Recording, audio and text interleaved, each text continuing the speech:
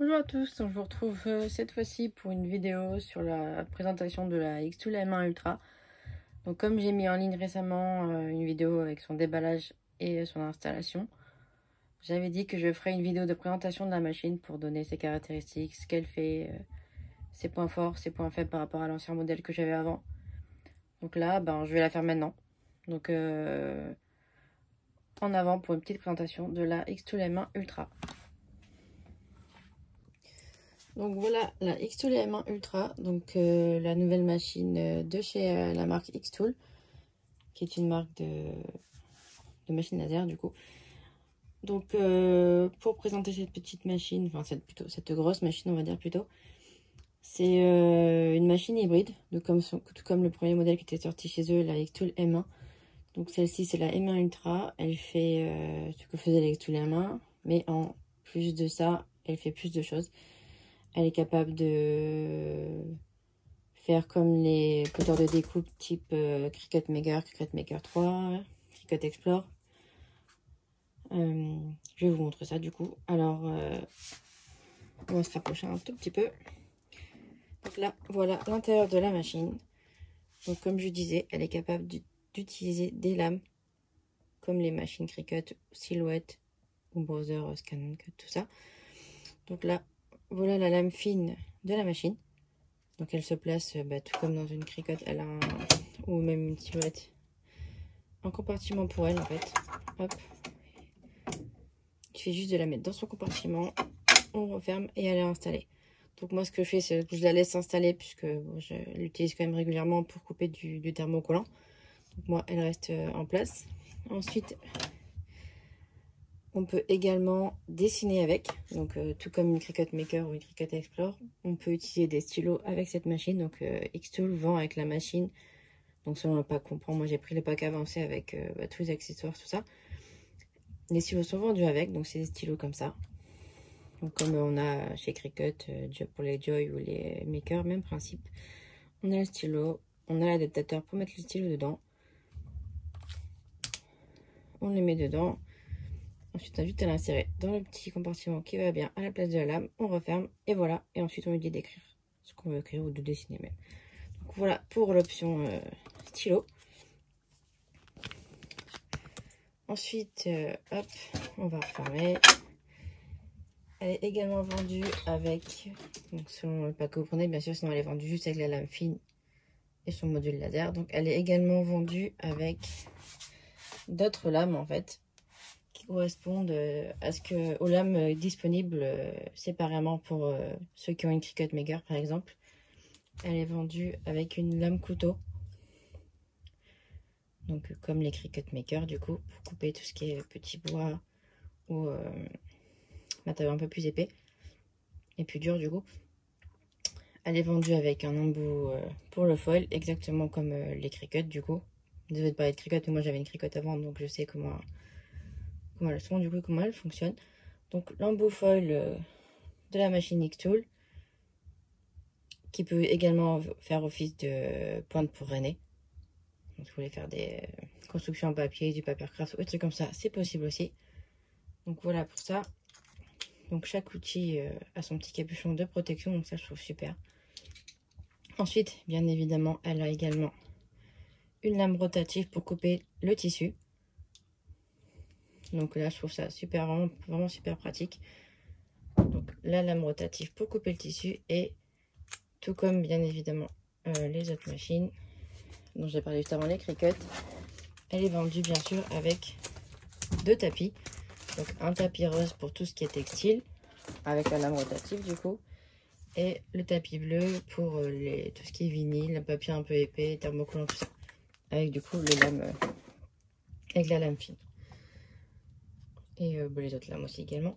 Donc du coup voilà pour ça, pour les petits outils en plus. Donc bien sûr pour les stylos, elle est vendue en tout avec 8 stylos, donc tous de couleurs différentes bien sûr, de pointe de 0,4 mm, donc assez fine. Ça, ensuite moi j'ai aussi le bouchon pour le truc qui est déjà installé dedans. Alors, au niveau pièces de rechange, elle est assez bien fournie aussi. Donc elle est vendue avec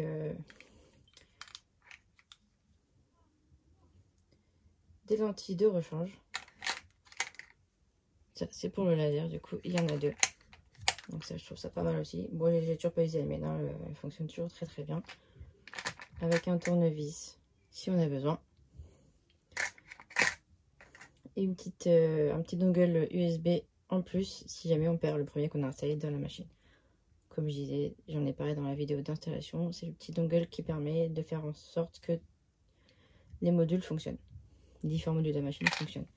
Donc, venons-en du coup au module. Attendez, je vais remettre tout ça en place. Donc, les modules qu'elle propose. Alors, pour ce qui est des lames, il s'agit de ce module-là, en fait. C'est le module qui permettra d'installer les lames que je viens de montrer juste avant. Donc, même principe que l'autre côté, en fait. Sauf que là, du coup, pour changer... Donc là, oui, les modules sur cette machine sont interchangeables, ce que je trouve super. Donc sinon, elle ne ferait pas autant de choses. Là, j'ai installé le laser en base, parce que c'est ce que je me sers le plus souvent. Bon, elle se vend également avec le laser un peu moins puissant en version 10 watts, comme j'avais avant sur la M1. Donc là, c'est le 20 watts, donc il est plus puissant, ce qui fait que les gravures sont pour les gravures, c'est un petit peu plus épais et c'est aussi plus rapide et plus puissant. On peut couper du bois un peu plus épais avec. Donc voilà pour le laser. Donc là, ensuite, c'est le boîtier pour les lames. Donc, vous voyez, derrière, c'est quoi ça? Hop. Il y a juste besoin de le glisser et de le bloquer dans le chariot. Hop, je l'ai encore jamais mis celui-là. Un peu plus raide que l'autre. Hop. Et vous le resserrez avec la petite manivelle qui va bien. Donc ensuite, vous les enlevez. Et voilà, donc c'est tout bête, franchement, il n'y a rien de compliqué. Donc je la trouve très simple d'utilisation, franchement. Pour changer les modules, c'est facile aussi. Donc voilà pour ça. Et enfin, du coup, moi ce que je préfère sur cette... Enfin, ce pourquoi j'ai acheté cette machine, c'est surtout ce module-ci. Elle fait aussi impression jet d'encre. Donc en fait, elle est vraiment très très très polyvalente. Elle combine en gros une graveuse découpeuse laser, une imprimante, donc une imprimante jet d'encre, et également un plotter de découpe. Donc je trouve ça vraiment super et très très pratique du coup parce qu'elle prend, elle prend la place que ça prend quand même. Mais à côté de ça, on n'a pas les autres machines du coup. Bon, j'ai quand même une imprimante qui me sert pour mes papiers normaux. Mais si je veux imprimer franchement sur du bois ou des matériaux plus épais, donc qui ne passent pas dans une imprimante bien sûr, franchement ça c'est vraiment génial, c'est super. Donc voilà pour le module d'impression. Donc c'est tout bête, il y a un module d'impression avec une cartouche d'encre type imprimante à l'intérieur, un petit capuchon pour protéger la tête d'impression pour pas que l'encre s'abîme, enfin pour pas que l'encre sèche trop du coup. Et si vous voyez à l'intérieur, il y a son plateau, le petit on va dire le petit outil pour l'impression. Donc là on va mettre le capuchon avant l'impression et là c'est elle viendra déposer cette tête d'impression ici pour nettoyer au début, nettoyer l'encre avant l'impression. Donc c'est pour enlever tout ce qui... Enfin, c'est pour nettoyer on va dire la tête d'impression avant qu'elle lance son travail pour pas éviter des désagréments comme des coulures ou des trucs qu'on ne voudrait pas. Donc voilà pour ça. Donc le plateau pour la découpe et la gravure laser et l'utilisation des tapis avec les lames. On est en 30 par 30 cm pour ça. Et par contre pour l'impression on sera en 29 par 28 cm à peu près. Donc c'est un peu plus petit. Mais franchement, moi en tout cas ça m'a suffi largement. Donc voilà pour ça. Donc je vais juste remettre mon laser en place.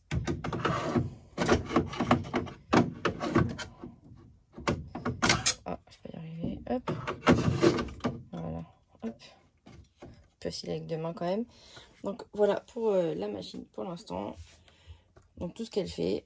Ensuite, après, au niveau des points positifs et des points négatifs que j'ai trouvé sur ce modèle, bon déjà positif. Bon, le capot que j'avais sur la M1, comme je l'ai surélevé, et quand je l'ouvrais, moi elle se refermait automatiquement toute seule, donc j'étais obligée de la tenir en même temps, c'était pas évident. Là, le couvercle tient tout seul du coup. Donc là au moins il tombe pas, je trouve ça bien. Ensuite, bon, au niveau du plateau, il est un peu plus petit que celui que j'avais avec la M1. Donc la M1 propose une zone de travail en 30 à peu près par 38 cm, 38-39 cm. Et celle-ci, du coup, on a réduit à 30 par 30. Pour évidemment le module d'impression à côté et ce qui est nécessaire à son bon fonctionnement. Mais bon, après, moi, comme j'achète mes planches en 30 par 30, ça ne me dérange pas du tout. La taille me convient. Après, ça peut être un argument pour faire changer d'avis d'autres personnes qui préfèrent avoir une zone de travail plus grande. Mais pour moi, on va dire ça me suffit largement. Donc ensuite, comme point négatif, qu'est-ce qu'il y avait d'autre? Ah oui, elle est bruyante. Elle est beaucoup plus bruyante que... Enfin, je trouve qu'elle est beaucoup plus bruyante que la X2 que j'avais avant. Donc, elle était plutôt, on va dire, fermée. De l'autre côté, c'était vraiment fermé. Donc, il y avait peut-être un peu plus de retenue du bruit. Là, celle-ci, elle est... on voit que tout se passe ici. Donc, c'est vraiment un peu plus bruyant quand elle fonctionne. Bon. Si vous ne travaillez pas la nuit, ça ne devrait pas poser trop de problèmes à votre entourage. Ensuite, au niveau des points négatifs, bon, elle n'a pas de caméra. L'X2 avait une caméra. Bon, après, au début, j'ai regretté. Je l'ai regretté en achetant qu'il n'y ait pas une caméra. Mais après, au final, quand j'ai compris comment fonctionnait le système de positionnement par point, j'ai tout de suite oublié la caméra. Donc, la caméra, c'était pratique avec la M1 parce qu'on voyait notre plateau, on mettait nos supports dessus, puis vous pouvez les positionner après au niveau du logiciel. Des fois, il y avait un décalage, il fallait bien que la caméra soit calibrée pour qu'il n'y ait pas trop de décalage. Mais ici, franchement, avec le positionnement par point, c'est ultra simple. Je vais l'allumer quand même pour vous montrer. Hop. Donc là, vous voyez, il y a une petite croix qui se fait. Donc pour le positionnement par point de la machine, pour les supports, c'est super pratique. Par exemple, on va mettre... Vous mettez votre morceau de bois. Bon, en général, on met plutôt difforme, du carré, du rond, des trucs comme ça. Il va vous demander de positionner les points en fait sur votre matériau pour ensuite faire apparaître à l'écran de logiciel la forme que vous avez demandé. Vous n'avez plus qu'après à mettre vos dizaines dedans pour bien le centrer et tout. Franchement, c'est génial. J'ai jamais eu de soucis. C'est super bien centré à chaque fois. Donc là, franchement, pour ça, c'est vraiment très très top. Donc voilà pour ces points-là. Ensuite, comme c'est plutôt un point positif du coup au final qui n'est pas la caméra et qui est le point de positionnement, qui est le positionnement par point. Ensuite, au niveau de la base, je la trouve beaucoup plus stable qu'avec la M1. Donc là, c'est vraiment un bloc tout fait qui a juste à poser en dessous. Tandis que la main, il fallait le monter. Il y avait les deux côtés, puis ces trucs à mettre devant, c'était un peu moins pratique, on va dire. Là, franchement, c'est super pratique. J'ai mon nid d'abeille ici, que j'ai pas encore utilisé, parce que je n'ai pas eu d'utilité pour l'instant. Donc, il peut se mettre, bien sûr, du coup, à plusieurs hauteurs, selon ce que je veux graver ou découper. Donc, voilà pour ça. Ah oui, celle-ci aussi, elle a un petit tiroir pour ranger des petits outils. Donc, je trouve ça super pratique aussi, qu'on n'avait pas avant, du coup. Donc, voilà pour ça. Ensuite, au niveau de l'évacuation, je trouve le système beaucoup plus pratique à mettre en place. Je ne sais pas si on verra là. Donc là, on peut le mettre soit à gauche, soit à droite, selon où est positionnée votre fenêtre. C'est juste un truc qui se clip, c'est pas un truc qui s'enfile à l'arrière de la machine et il prend moins de place. Et je trouve ça vraiment plus simple à installer que sur la X2 Donc ils ont amélioré leur modèle en fait. Voilà pour ça. Ensuite, de quoi je peux parler? Je peux vous montrer ce que j'ai fait pour l'instant avec. Donc elle peut couper bien sûr de l'acrylique. Donc comme j'ai fait les tests aussi avec la M1, j'ai refait les tests pour changer mes paramètres comme le laser n'a pas la même puissance avec celle-ci. Donc là j'avais fait un porte-clés pour le sac de mon loulou, donc avec de l'acrylique de chez Xtool directement rouge pailleté. Et franchement le résultat est plutôt très très sympa avec du bois de noyer juste derrière que j'ai découpé aussi à la machine. Donc voilà pour ça. J'ai coupé également de l'acrylique plus fin. Donc celui-là vient de chez Grid Curve, du coup, c'est le scratch acrylique, on appelle ça, c'est de l'acrylique qui se grave et la gravure ressort d'une autre couleur. Donc là, les plaques sont noires, recouvertes par on va dire une plaque de couleur. Donc là, c'était l'argenté. Donc j'ai fait des petites boucles d'oreilles pour Halloween en fait, avec des petits fantômes Mickey et Minnie. Donc là, franchement, elles sont vraiment mignonnes. La coupe est super nette, la gravure également. J'en suis vraiment très très contente. Ensuite, pour vous montrer les petits détails qu'on peut avoir franchement avec le laser. Voilà, donc là je fais aussi du coup. Ah, il a accroché le porte-clés, c'est pas grave. Des décorations murales. Donc là, je l'ai fait celui-ci avec le module d'impression du coup en même temps. Donc j'ai fait la découpe et de l'impression. Donc du print and cut sur du bois. Donc voilà ce que ça a donné. Du coup, j'ai trouvé le rendu vraiment magnifique en fait. Donc il a beaucoup plu à mon logo du coup. Donc, voilà pour ça. Donc il y a l'impression. Là aussi, j'ai fait de l'impression. Et de la découpe et de la gravure pour les petits bonhommes. Donc du coup, on voit bien les détails avec le lierre. C'est super mignon. Donc là, même sur des plus petits trucs, j'ai fait des porte-clés de test que j'ai montré pour le fonctionnement à une dame du coup. Des petits porte-clés super mignons en forme, enfin avec des animaux du coup. Et là encore pareil, des mini boucles d'oreilles d'Halloween également, du mini avec toile d'araignée du coup. Donc elles sont toutes petites et elles sont vraiment choupies aussi. Donc, voilà pour ça. Qu'est-ce que j'ai pu faire d'autre aussi du coup? Ah oui. En impression puis découpe, j'avais aussi fait ça du coup. C'est des supports que je crée moi-même en fait pour des boutiques ou quoi, pour présenter des boucles d'oreilles. Donc des boucles d'oreilles qu'on crée, hein, de création en fait. Donc je trouvais ça super mignon et puis en fait au final j'en ai fait plein. J'en ai fait avec des couleurs, j'en ai fait juste avec de la gravure et la couleur du bois du coup. Et franchement ça plaît bien et c'est vrai qu'ils sont mignons. Donc là j'ai utilisé l'impression découpe du coup et la découpe toute simple du coup sur celui-ci et sur ceux-là par exemple. Là j'ai fait de la gravure et de la découpe. Donc là pareil, les boucles d'oreilles pour Halloween c'est la même chose. C'est de l'acrylique que j'ai coupé du coup. Donc il y a du noir et du rouge pailleté de chez Xtool. Et là c'est le support avec la tête de la sorcière. Donc là voilà, en gravure et découpe sur la Xtool M1. Donc voilà le résultat. Donc moi franchement elle est vraiment géniale en fait. Moi je la trouve super. Elle est super performante pour moi en fait. Pour ce que j'ai besoin de faire avec, ça me suffit largement. Au niveau de mes découpes et de ma gravure par exemple, pour faire un modèle comme ça j'en ai pour à peu près on va dire 45-50 minutes pour la gravure de la tête complète et ensuite peut-être on va dire 5 minutes pour la découpe des supports pour le pied. Donc franchement en une heure, en maximum 1 heure on a son support. Donc là, voilà pour celle-ci. Donc franchement, elle est très simple d'utilisation. Elle est vendue du coup également avec...